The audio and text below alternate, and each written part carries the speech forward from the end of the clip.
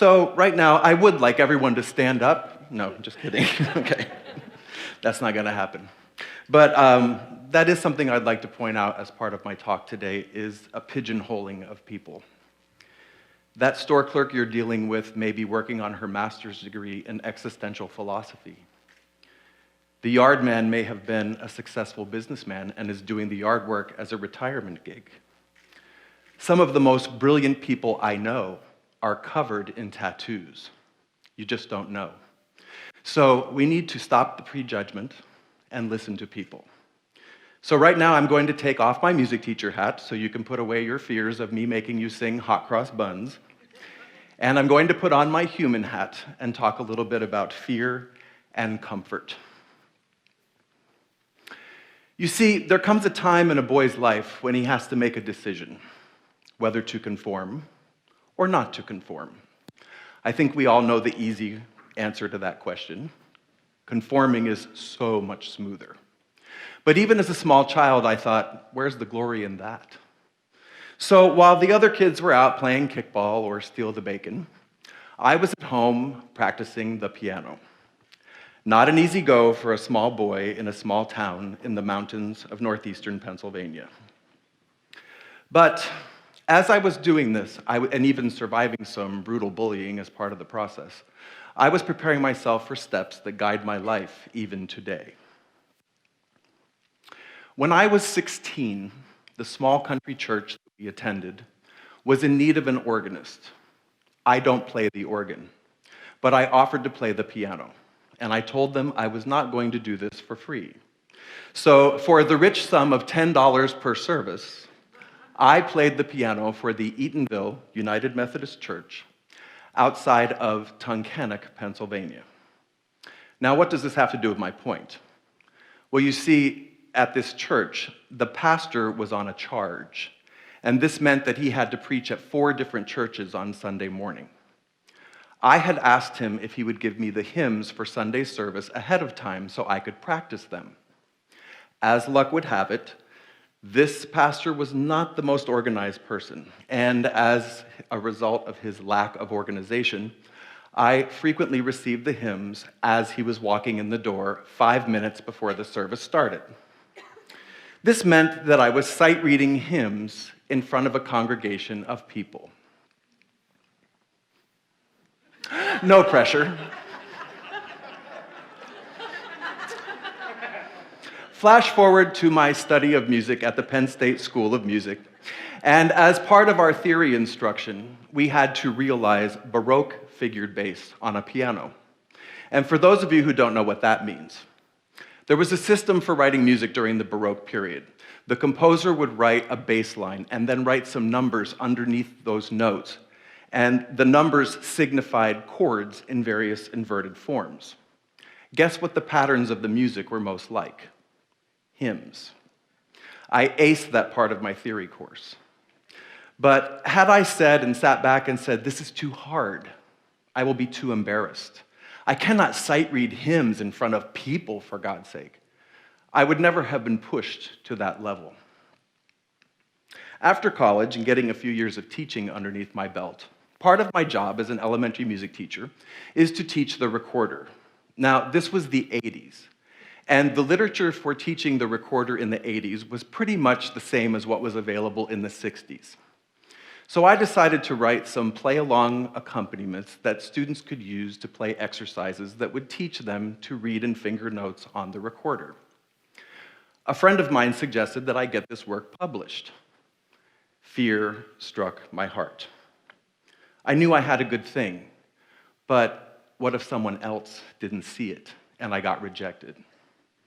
I needed to get over it, so I submitted my manuscript to a publisher, and shortly thereafter, I got a rejection letter.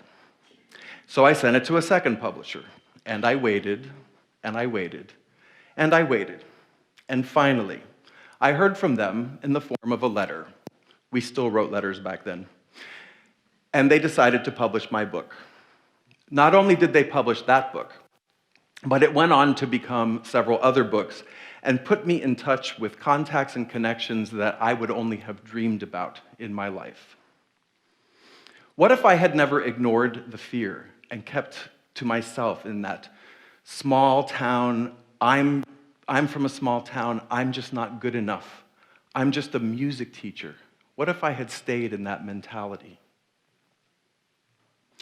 Being raised in the North, I learned something about myself.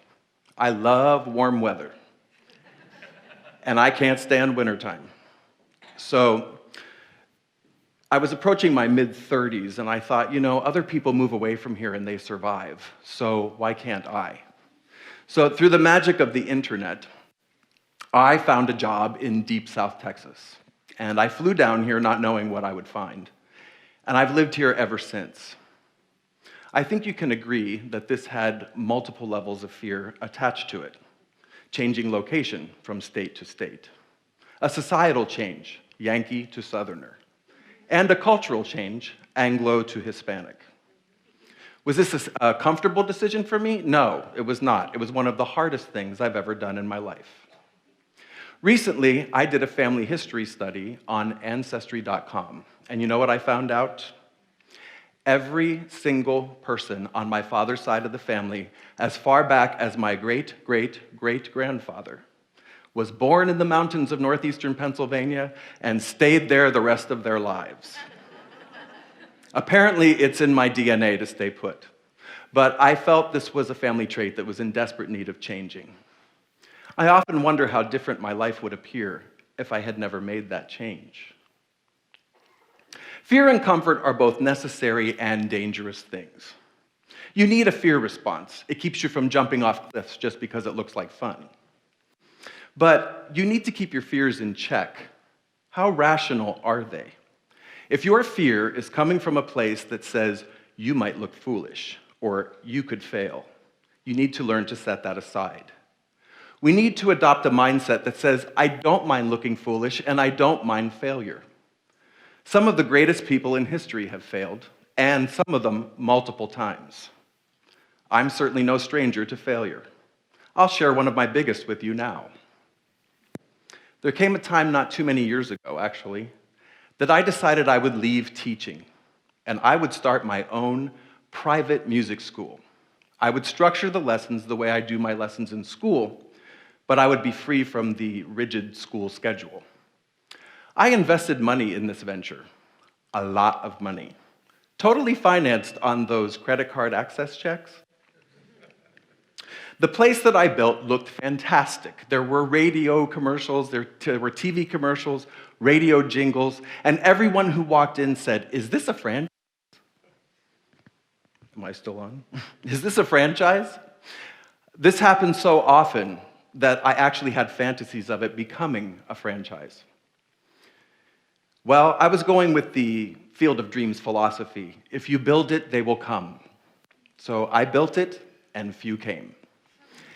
It failed, and it failed miserably. I will not lie to you and say that I took it on the chin and just moved on. No. I cocooned for a bit, but after a while I said, hey, you've got this huge financial debt to settle. What are you going to do about it? You see, that failure hurt, like a kick to the stomach kind of hurt.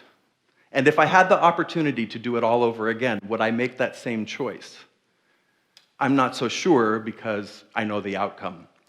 But all of the hard work, the planning, the executing, the designing, those things energized me and I learned from them. Why on earth would I want to skip that? Comfort feels good. It is, after all, the easy path.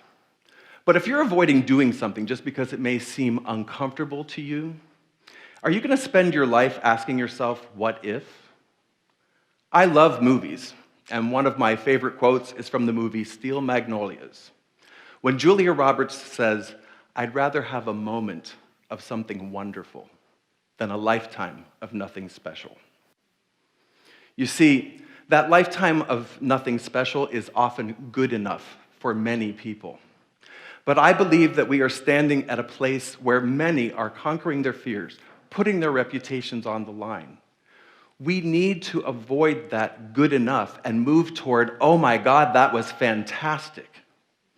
These people that are putting themselves on the line and their reputations and risking a lot to create wonderful things for ourselves and the planet. Now take that and multiply that times everyone. Can you imagine? This past year, I was selected as the Lifetime Achievement winner at the annual Excellence in Education Awards. Me, an elementary music teacher from the mountains of Pennsylvania, teaching in La Joya, Texas. When the opportunity, thank you, go Coyotes! When the opportunity to apply for that award arose, I knew I would be up against educators from Austin, from Dallas, from Houston. What would be my chances of landing that award over all those other educators in Texas? Texas, the largest state in the lower 48. Well, there was only one way to answer that question, and I guess we found out. But had I skipped that, had I not ignored that fear and kept myself inside that nice, safe, comfortable box, I would never have experienced that awesome event and the wonderful things that followed after it. I challenge each person in this room or listening to this talk to go out tomorrow or even right now and do something uncomfortable. Now, do this within reason. I don't want to be responsible for a mass amount of people leaping to their deaths from an airplane or something. But turn off the TV, get off the internet, get off Facebook, and go challenge yourself. Do something uncomfortable. Find something that has been tugging at your heart. That little voice inside your head that says, you really should, isn't lying to you. You hold it within yourself to be great, to be an agent of change, to be the truest person that you were meant to be. I thank you for your ears today.